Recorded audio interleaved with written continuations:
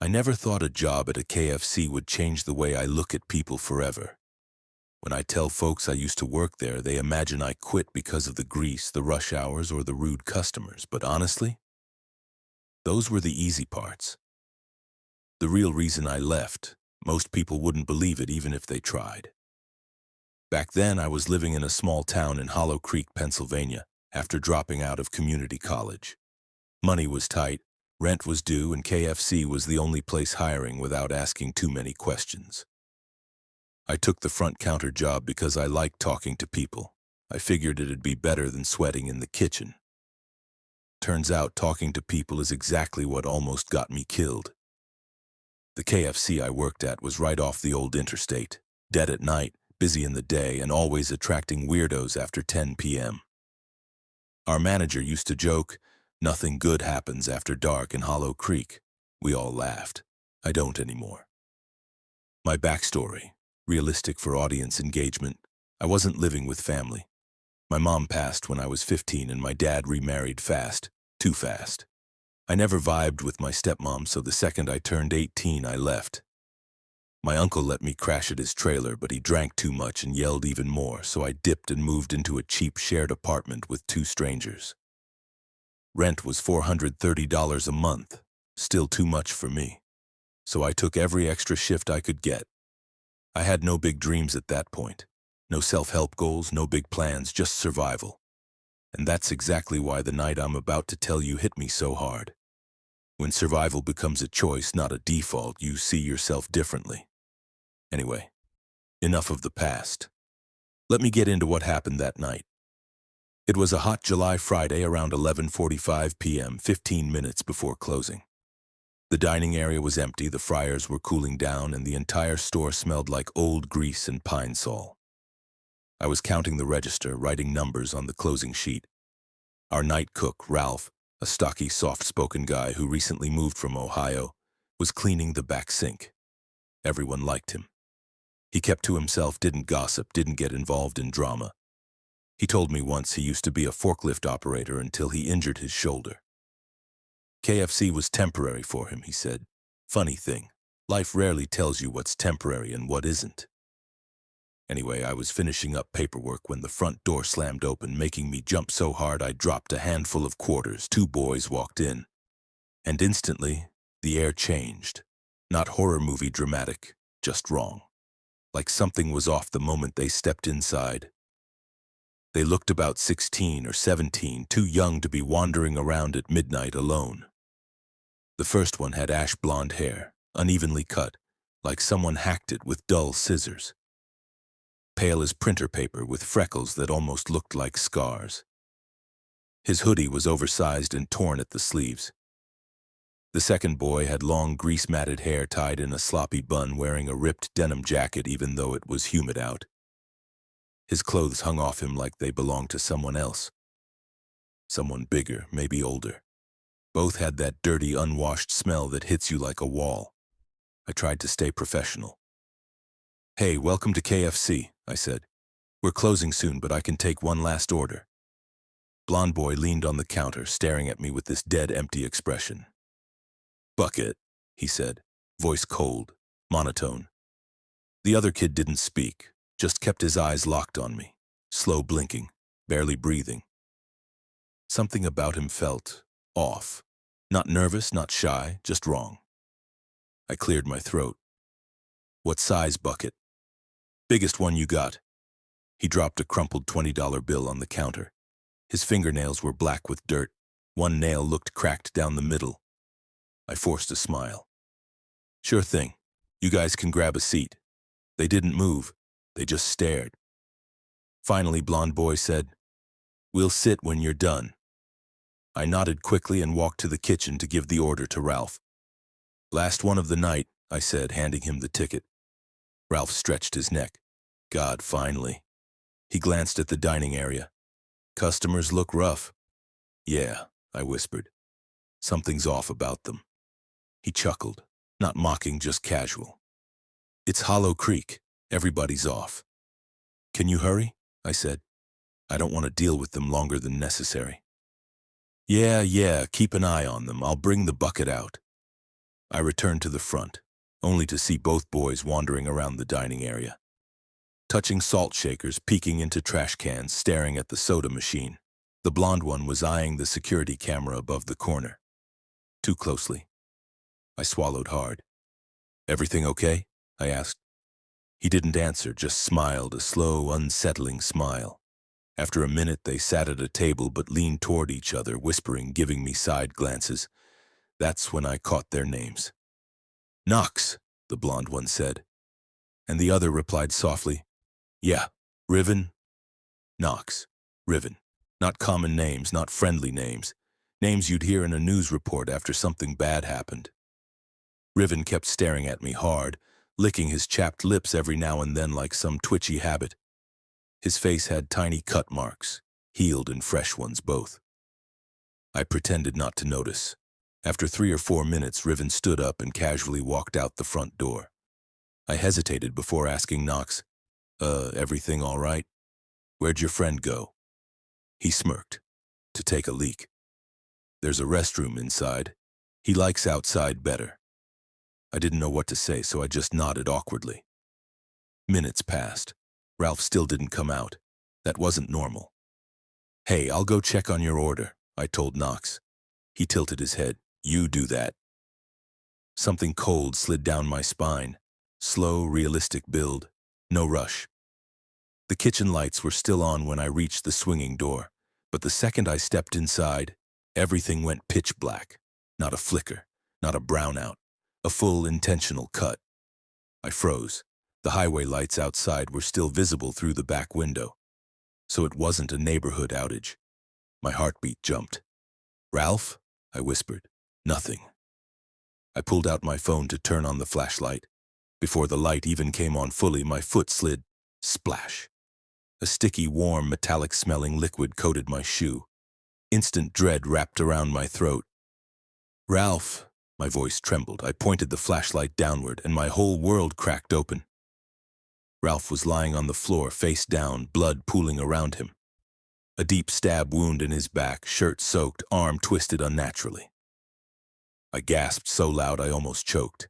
My hands started shaking uncontrollably. I turned, desperate to run. Knox was standing inches behind me, his hoodie splattered with blood, a kitchen knife dripping in his right hand. He grinned, a cold, hollow, dead boy grin. "Looking for the chicken?" he whispered. I stumbled backward, hitting the metal prep counter. The back door was behind me. I bolted toward it. But right as I reached the handle, Riven appeared from the back exit, blocking it. Taller than I realized, matted hair hanging, wide-eyed, knife in hand. He stepped inside, shut the door behind him. And I understood everything. They didn't come for food. They didn't come for money. They came for a victim. "What? What do you want?" I stammered. Knox laughed softly, a dead, broken laugh. "We want what everybody else wants," he said. "A little fun." Riven glanced at Knox. "We're taking the money too, right?" Knox shrugged. "Sure. Why not?" They pushed me toward the dining area. My head hit the counter edge when Riven shoved me too hard. Blood trickled down my forehead. My vision blurred. Knox leaned close. "Open the register." I swallowed my fear. I had to think fast. I can't," I lied. "It's automated, needs the computer." Knox raised a brow. "Is that right?" "Yes," I whispered. "If I don't log in, it won't open." They whispered to each other, a hushed, frantic tone. Then Knox snapped his fingers at Riven. "Turn the power back on." Riven rushed to the back. When the lights flicked on, Knox said, "Turn off the cameras." My heart hammered. I could have pretended, could have left them on and let their whole crime get recorded. But no, a darker idea, an instinct for survival, flashed inside me. I actually turned the cameras off, because I wasn't planning to let these boys leave. I opened the cash drawer, hands trembling, stacked the cash neatly into a bag. Knox stepped close to grab it. That's when I made my move.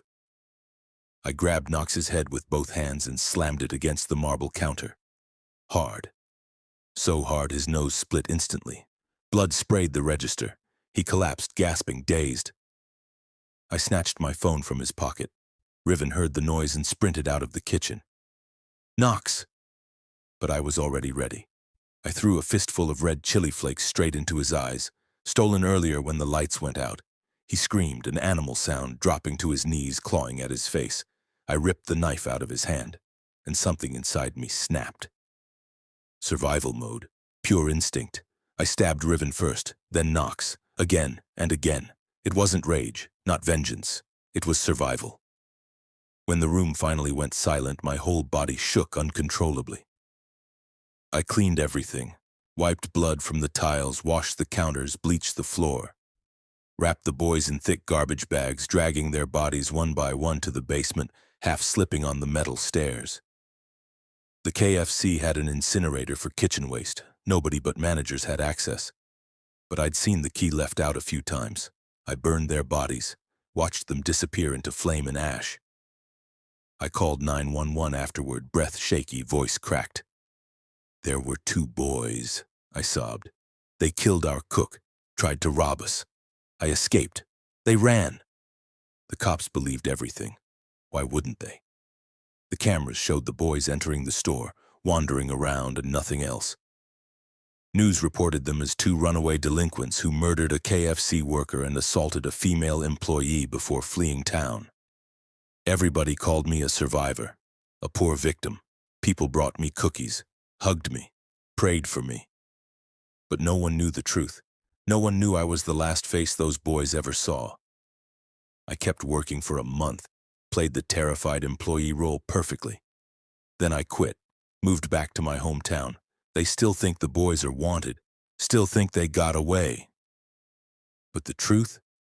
They never walked out of Hollow Creek, not alive. I never thought a part-time job at a KFC in a nowhere town like Hollis Creek, Indiana would be the thing that messed with my head for years after. But that's usually how it goes in places like this. Nothing ever really happens, until something finally does. And by the time you realize how bad it is, you're already inside it. Back then, I was just a broke college sophomore at Hollis Creek Community College, majoring in criminal justice, even though I had no idea if I'd ever actually work in law enforcement. I took the major because my dad loved the idea of it, and I loved the idea of not arguing with him. I was 20, tired all the time, and driving a 2005 Corolla with a dented bumper. So when KFC offered me the closing shift, $11.50 an hour plus whatever leftover food I wanted to take home, I took it. No hesitation. My name is Talon, by the way. Not Taylor, not Talon, just Talon. My mom made it up. The name always got me weird looks. Anyway, I worked with a pretty small crew. Lucas, the shift lead, 26. Beard, sleepless eyes, always acting like he should have been managing a Michelin star restaurant instead of KFC. Renee, the cashier, 19. Fast talker, loose ponytail, and a laugh that sounded like she was choking on soda. Jolt, dishwasher, fryer, back-of-house kid. 17. Real name Joel, but everyone called him Jolt because he drank 4 Monster cans every shift. Last, there was our manager, Mr. Garner, mid-40s, pressed shirt, stiff posture, and a face that never changed expression. Not angry, not happy, just blank, like someone halfway between waking and sleepwalking. I never liked being alone with him, couldn't explain it, didn't need to. I've always believed every horror story should start honest, real, grounded, because that's how real horror sneaks up on you. It doesn't walk through the door screaming. It starts with something so normal you don't question it. For me, it started with grease pans and a closing shift that felt like any other. It was mid-October, leaves turning brown, air cold enough to sting your knuckles when you stepped outside with the trash. I was mopping near the front counter while Renee counted the drawers. She sighed dramatically. Bro, I swear somebody paid today with like fake-ass Monopoly money. I laughed. Was it the guy with the trucker hat that said fart technician on it? Yes. Dude smelled like diesel and despair. Sounds like half the town. She snorted like she always did when something really hit her. For real, though. At that moment, nothing felt wrong. Just a normal night. Fluorescent lights humming, fryers sizzling, the smell of chicken so deep in my clothes I could taste it when I breathed. Then something weird happened. Lucas stepped out from the walk-in freezer carrying one of the new spice bags. But instead of tossing it on the prep table, he stared at it like he'd found a severed head in the freezer. "Yo, you good?" I asked. He held up the packet. "You smell this?" He tore the corner a little and held it out. I leaned in. The usual spice mix smelled kind of peppery, oily, savory. But this smelled sweet. Not like honey or sugar, more like flowers, chemical flowers, and beneath the sweetness on the sharp bitterness, the kind that sits behind your eyes. I blinked. "What the hell is that?" Lucas shook his head. "No idea, but Garner said corporate sent a new blend." "You sure it's safe?" He shrugged. "Man, it's KFC. Nothing in here is safe." We laughed. But the smell stayed in my nose all night like it was burning itself into my memory. We didn't know yet, not even close, that this would be the night everything started going downhill. I took home a box of leftovers that night. Free food was free food, even if my stomach was tired of it. But when I sat on my couch, popped open Netflix, and took a bite, I froze. The batter tasted sweet, almost floral, with a bitter aftertaste that made my tongue tingle. Not numbing, just buzzing. "Okay, that's not normal," I muttered. I sniffed the piece again like a dog checking for poison. Nothing seemed rotten. It didn't smell bad, it just smelled unfamiliar. I took another small bite. Same weird sweetness. Same tingle. "Nope," I said aloud, tossing the box aside. I wasn't risking food poisoning for something I didn't even crave anymore. I opened my window and tossed the remaining pieces behind my apartment building. The stray dogs in the alley usually fought like gladiators over scraps. So when the chicken was still there the next morning, completely untouched, I felt a chill. Dogs in Hollis Creek would chew through plastic trash bags to lick grease stains, but they didn't come near this. I didn't connect the dots yet, but looking back, that was the first big red flag. Next night at work, Jolt cornered me by the fryer. "Dude," he always spoke like every sentence was a caffeine emergency. "What's up?" "You take chicken home last?" This is the part where everything truly went to hell. It was a Friday night, payday for most folks in town. People lined up out the door, some looking like they hadn't slept in days. We fried chicken nonstop until our arms hurt, until grease coated our skin like armor. At 9:58 p.m., Lucas checked the walk-in freezer and came back pale. "That's it," he said quietly. "We're out," Renee replied. "We can't be. Not with this crowd." "We are. That last batch was everything," Jolt whispered. "Then we're screwed." The line grew louder, restless. Finally, a man in a blue flannel approached my register. His pupils were huge, his hands shook, his lips were dry and cracked. "One 12-piece bucket," he said. I swallowed. "I'm really sorry, sir. We're out for the night."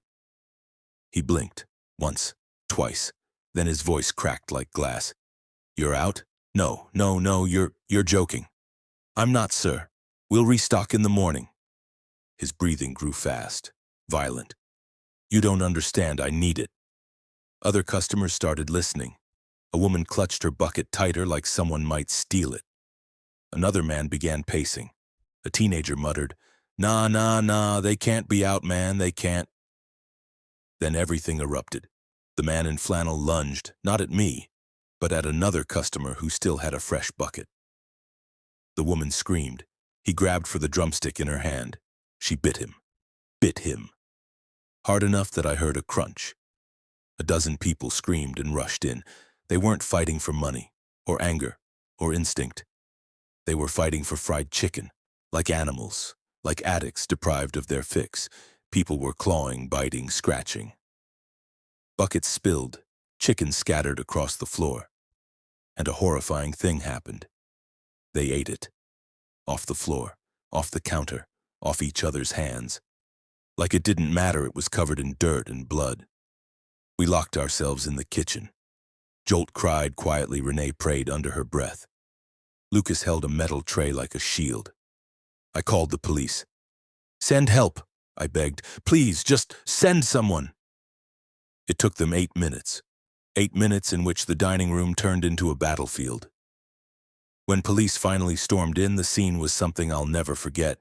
People covered in grease and blood, chewing chicken bones on their knees. Some unconscious, some hallucinating, some screaming about needing just one more piece. It took 3 ambulances, 3 cop cars, 4 stretchers. But eventually the chaos died. Or so we thought.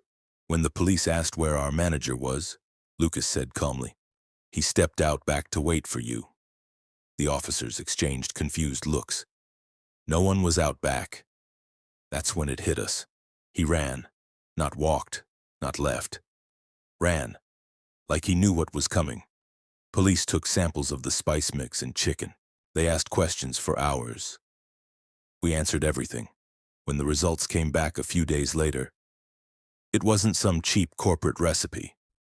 The spice mix contained a chemical compound similar to an illegal synthetic stimulant banned years ago for causing violent addiction and psychosis. The manager had tampered with the recipe. He wasn't trying to cook chicken. He was trying to create customers who couldn't stop coming back. And he succeeded. Too well. He disappeared from the town. Never found, never arrested. Our KFC shut down afterward, permanently. The sign still stands on Route 9. The bucket faded by weather, the windows boarded, the parking lot cracked. Whenever I drive past, I feel sick. Because I didn't warn anyone. I didn't stop serving the chicken. I didn't trust my instincts. If I had spoken sooner, if I had thrown away the spice bags, if I had called corporate, if I had quit, maybe a dozen people wouldn't be stuck in rehab today, shaking through withdrawals from something they never chose to be addicted to. Sometimes at night I hear screams outside my apartment, but when I check, nobody's there. Sometimes I dream of customers crawling across the floor, grease on their mouths, begging me for just one more piece. And sometimes I swear I still smell that sweet, bitter floral scent, even though the KFC is gone, even though I haven't eaten fried chicken in months, even though I triple-check my windows at night. I still wonder if Mr. Garner is out there somewhere, maybe working at another fast food place, maybe ready to start over, maybe mixing something into new spices, and maybe, just maybe, one day I'll be the customer eating something I shouldn't, something that tastes just a little bit sweet, just a little bit bitter, just a little off, and by then, it'll already be too late. I haven't spoken my real name in years. Hell, I don't think I deserve to. For the sake of this confession, call me Jalen Crow. I'm writing this from a tiny rented room above a beat-up auto shop on the edge of Hills Creek, Ohio, a quiet town that looks harmless from the outside, like something out of a weekend postcard. But I've learned that towns like this hide the ugliest secrets. And I'm ashamed to admit I helped bury one of the worst. People think guilt fades with time. Whoever said that has never carried the kind of guilt that wakes you up choking at 3 a.m., sweating through your sheets, praying the nightmares don't crawl into your real life. So if this story sounds shaky or I ramble a bit, forgive me. I'm trying to tell it straight. Everything I've locked inside, and maybe if I finally speak it, I'll sleep for one damn night. I started working at KFC off Route 67 when I was 19. Broke, dropping out of community college and desperate to pay rent. I figured it'd be a temporary gig just long enough to get me back on track. But money, it traps you. KFC was the first place that didn't fire me after 2 weeks. The manager then, Mr. Alden Price, was one of those old-school country guys. Gray beard, heavy boots, voice like gravel. He always called me son, even though he knew my dad was very much alive but very much absent. I worked there for 10 years. 10 years of breading chicken, mopping floors, and listening to customers complain about cold fries. And weirdly, I loved the routine. Something about the smell of the fryer mixed with cheap disinfectant reminded me of stability, the one thing my childhood never had. I got to know the regulars, Old ladies, truck drivers, overworked moms, high school kids ditching class. It was home in a messed up way. But nothing made the job better than Kendrick, the quiet 12-year-old who came almost every evening. Everyone called him Kenny, but he introduced himself to me as Kendrick, full name only, with his chest puffed out like he was making a business deal. He had a chipped front tooth, a hoodie 2 sizes too big, and this nervous habit of rubbing his thumb across his knuckles when he lied. And he lied a lot. Little kid lies, the kind that hide pain. One night after close, he admitted why he stayed so long. "Look, man," he said, staring at the floor tiles. "My folks, they fight loud, like crazy loud, throw stuff at each other loud. So I just chill here 'cause it's normal noise, not that." I swear something inside me cracked when he said that. I grew up around the same kind of yelling, so I let him hang around more than I should have. I'd comp him meals sometimes, gave him extra biscuits, let him sit behind the counter. I know corporate rules would have chewed my ass out, but I didn't care. He needed someone. I guess that's why what happened later burned so deep. It started on a Thursday. The exact date is burned into my head, October 12th, 2018. That was the night Mr. Price called me into his office, close to 11 p.m. He closed the door softly, sat down across from me, folded his hands. "Jalen," he said in a tone too calm, "you've been loyal. 12 years, that matters." I gave a half smile. "Yeah, I mean, this place kinda raised me." He looked directly at me, eyes colder than usual. "How would you feel about taking on more responsibility?" My heart jumped. "Like, manager?" He nodded slowly, but then he said something that didn't fit. "Responsibility comes with more eyes on you, more decisions, hard ones. You sure you can do that, son?" "Absolutely," I said immediately. He exhaled through his nose. "I hope you mean that." I brushed it off at the time, thinking he was just being dramatic. God, if only I'd listened to the warning in his tone. My last week as a regular employee was full of night shifts. That's when I first saw him. Tall, heavy build, shoulders slumped forward. Wearing a dark red hoodie pulled so low you couldn't see his face. He never spoke above a whisper. Never made eye contact. The first night he walked in at 9:42 p.m. on the dot. Ordered the same thing every time. 10-piece spicy, no sides, extra crispy. I remember repeating his order back to him. He leaned in slightly and whispered, "Are they the finger-licking kind?" I laughed awkwardly. Yeah, man. They're crispy." He didn't smile, just nodded once. He disturbed me in a way I couldn't explain. Not scary at first, just unsettling, like something was fundamentally wrong with him, but you couldn't pinpoint what. Every night that week he showed up. Same time, same order, same seat. And Kendrick always sat 2 tables away, happily chewing away, talking my ear off about whatever middle school drama he was dealing with.